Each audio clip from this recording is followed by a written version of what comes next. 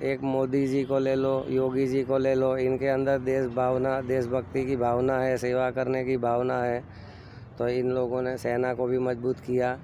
जो भी इन लोगों ने कार्य किया देश के मतलब के हित में जो कार्य हुआ है वो देखा जाना चाहिए। इसमें तुम्हारा मेरा नहीं है। अगर देश सुरक्षित है तो हम लोग सुरक्षित है, हम लोग भजन कर सकते हैं, हम लोग सेवा कर सकते हैं, सब कुछ कर सकते हैं। इसका इलाज नहीं है कि जैसे सपने आना, तो सपने आना विज्ञान बंद नहीं कर सकता है। तो बस में एक चुटकी दे देंगे तो वो मतलब के सपने नहीं आएंगे।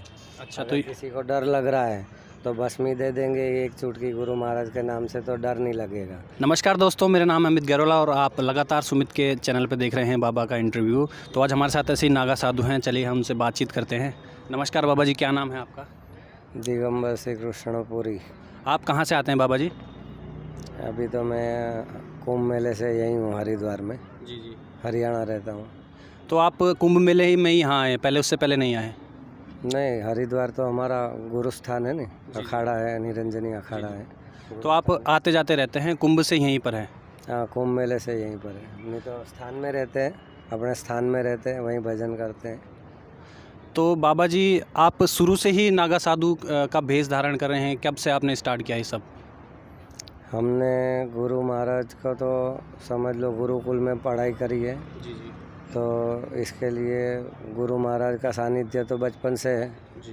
ठीक है ना। फिर अभी हमको 22, 23, 24 साल हो गए। 23-24 साल आपको नागा उसमें हो गए। तो आपकी जो जटाएं हैं उसका भी काफ़ी लंबा समय लगता है, तब से ही आपने स्टार्ट किया होगा, तब से ही आपने रखी होगी? नहीं, ये तो 14 साल हो गया। अच्छा, इसको 14 साल हो गया। इससे पहले भी रखी थी, इससे पहले भी थी। वो तो कुदरती स्वरूप है, वो अपने आप ही हो रहा है। तो इसकी क्या विशेषता है? इसका कुछ खास विशेषता है या ये रखना ही पड़ता है, क्या विशेषता है? विशेषता तो कुछ नहीं है। ये तो खाली जैसे कि हम लोग बाल बनाते नहीं है, कंघा नहीं मारते, और अपने आप ही ये तो जटा बनी हुई है। इसमें कोई जैसे भोलेनाथ का भजन करते हैं तो जिसको फॉलो करते हैं उसके जैसे हो जाते हैं। तो कुदरती नियम है, जो पढ़ाई करेगा, वकील की करेगा, डॉक्टर की करेगा, तो वैसा होगा। तो आपकी रोज़ाना क्या दिनचर्या रहती है इस? दिनचर्या यही, सुबह उठ के पूजा पाठ करना, अपना भजन करना, और भोजन पानी भोग लगाना, फिर आराम करना। तो आप स्वयं भोजन बनाते हैं, और हम देख रहे हैं यहाँ पर कुंड भी है, इसमें क्या, इसमें आप ये हमारा धूणा है, जी। अग्नि देवता की पूजा है, और अग्नि से ही सारे काम सिद्ध होते हैं। तो इसलिए हम लोग अग्नि पूजा भी करते हैं, भगवान का हवन भी करते हैं, भोग भी लगाते हैं।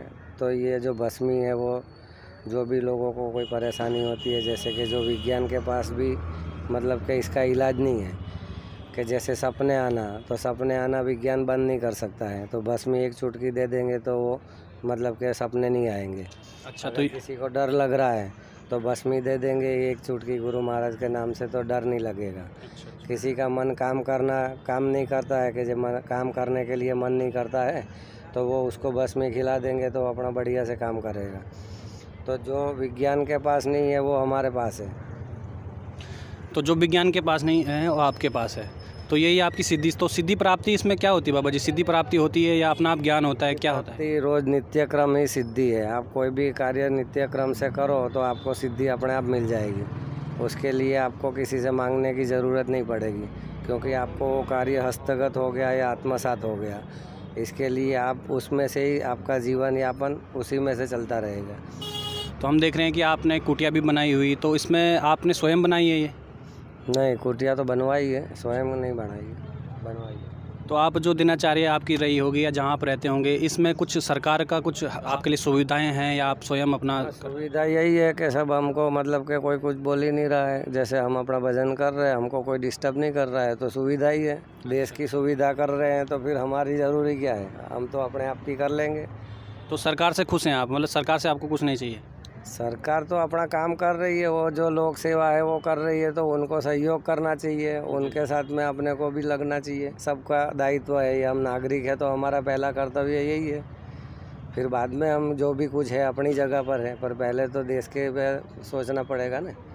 हिंदू धर्म जो है धीरे धीरे मिटने की कगार में है, या अलग अलग धार्मिक लोग जो हैं अपने अपनी धर्म को प्रथम बताकर जो है अपने मार्ग में ले जा रहे हैं, अपने धर्म में परिवर्तित कर रहे हैं। तो इस बारे में आपका क्या कहना है? क्या सच में हिंदू धर्म खतरे में है? हमारा धर्म कभी न खतरे में था, न है, न रहेगा। क्योंकि ये स्वधर्म के पालन से हिंदू धर्म है। जब हम अपना अपना धर्म का पालन ईमानदारी से करेंगे तो कभी भी धर्म खतरे में नहीं आएगा। जैसे कि उदाहरण के तौर पे एक मोदी जी को ले लो, योगी जी को ले लो, इनके अंदर देश भावना, देशभक्ति की भावना है, सेवा करने की भावना है। तो इन लोगों ने सेना को भी मजबूत किया। जो भी इन लोगों ने कार्य किया देश के मतलब के हित में जो कार्य हुआ है वो देखा जाना चाहिए। इसमें तुम्हारा मेरा नहीं है। अगर देश सुरक्षित है तो हम लोग सुरक्षित है, हम लोग भजन कर सकते हैं, हम लोग सेवा कर सकते हैं, सब कुछ कर सकते हैं। तो उसका जो मतलब है कि भाई सुरक्षा, और सुरक्षा क्या है कि आप कहीं भी घूम रहे हो तो आपको भय नहीं होना चाहिए। क्या है, तो ये जीने में जीना है, नहीं तो जीने में जीना नहीं है। हर टाइम आपको भय है, हर टाइम आपको परेशानी, हर टाइम आपको टेंशन है, तो आप मतलब के सब कुछ होते हुए भी आप उस चीज़ को पता नहीं है आपको। तो टेंशन की बात आई तो बाबा जी यहाँ पर हम देख रहे हैं युवाओं में टेंशन का शिकार, डिप्रेशन के शिकार काफ़ी ज़्यादा हो रहा है। तो इसमें आप तो चलो साधु संत हैं, आप तो अपनी भक्ति में लगे रहते हैं, तो जो गृहस्थ जीवन में है उन लोगों को कैसे टेंशन से मुक्त पाया जाए, कैसे वो डिप्रेशन से दूर जाएं, इस बारे में क्या आपका कहना है? जो गृहस्थ जीवन में रह के कैसे टेंशन से निजात पाई जाए? टेंशन आधा तो खुद मतलब बनाया हुआ होता है, क्रिएट होता है। जैसे कि हम लोग दूसरे की परेशानी से ज़्यादा परेशान होते हैं, अपने दुख से दुखी नहीं होते हैं। क्या है कि तो उस हिसाब से लोग आधा तो ज़्यादा फालतू गलत सोचों से ही परेशान हैं, और अपना जो महत्व है उसका पता नहीं है कि हम क्या है। और सारी चीज़ों को तो महत्व दे रहे, वस्तुओं को तो महत्व दे रहे, पर जीव को महत्व नहीं दे रहे। जो इंसान है उसको महत्व कम है, और इंसान ने अपना महत्व, जो अपनी इज्जत है या अपने वैल्यू है, वो खुद कम की है। क्योंकि हम लोग जो भजन कर रहे हैं वो हम अपने लिए थोड़ी कर रहे हैं, और जो अपने लिए कर रहे हैं तो आनंद ले ही रहे हैं हम तो हमारे से प्रेरणा भी ली जा सकती है कि ये लोग ऐसा क्यों है। क्योंकि हम लोग कल का मतलब नहीं सोच रहे हैं कि भाई कल हमको क्या होगा या कल हम क्या करेंगे। क्योंकि आज जो करना है वो आज कर लेते हैं तो कल की चिंता नहीं रहती है। अपने सामने वाले की सेवा है। क्या बोला अपने हिंदू सनातन धर्म में, सामने वाले की सेवा है। मतलब कि जो अतिथि है, जो भी अपना पास में आया है, तो उनको अपन व्यवस्थित तरीके से ट्रीटमेंट देवे, जो भी सेवा है वो करे, वो जो उद्देश्य से आया है उसकी पूर्ति होवे ऐसा। तो ये हमारा रोज़ का काम है, और थोड़ा थोड़ा करके बहुत हो जाता है। जैसे कोई बड़ा बड़ा काम कर रहे हैं तो हम छोटा छोटा स्तर पे चल रहे हैं, तो हम अपने हिसाब से चल रहे हैं। हमको दूसरे का सपोर्ट की ज़रूरत नहीं है, खाली भगवान का नाम का सहारा है, उतना ही बहुत है। क्या तो आपके अभी परिवार में कुछ लोग हैं या परिवार से कुछ नाता रिश्ता है? अभी परिवार में कभी नहीं जाते, ना कोई रिश्तेदारी है, रिश्तेदारी किसी से नहीं रखते, ना अपने से रखते हैं ना दूसरों से रखते हैं। जो आता है उसी से मतलब के बात है, समझ गए। चलिए, तो आखिरी में कुछ संदेश देना चाहेंगे युवाओं को, भारत जनता को, उत्तराखंड की जनता को आप? उत्तराखंड की जनता तो देवभूमि है। यहाँ तो हरिद्वार में, अगर हरिद्वार में भी हरिद्वार का आनंद नहीं ले रहे हो तो कहाँ रह रहे हो। इसका मतलब है कि आपको जीना नहीं आ रहा है, और जब जीना सीख जाएंगे तो फिर ये सब परेशानी अपने आप हट जाएगी। क्योंकि लोग आधी सोची आदमियों की मतलब के जैसे कि नेगेटिव होती है, तो वो लोग मतलब कभी सुख नहीं पा सकते हैं। वो खुद दुखी है, दूसरों को भी दुखी करते हैं, और हम लोग मतलब के दुखी नहीं है तो हम दूसरों को दुख में से निकालने की कोशिश करते हैं, ऐसा। चलिए, धन्यवाद महाराज, आपका बहुत बहुत शुक्रिया, आपने हमसे जुड़े रहे। हर हर महादेव।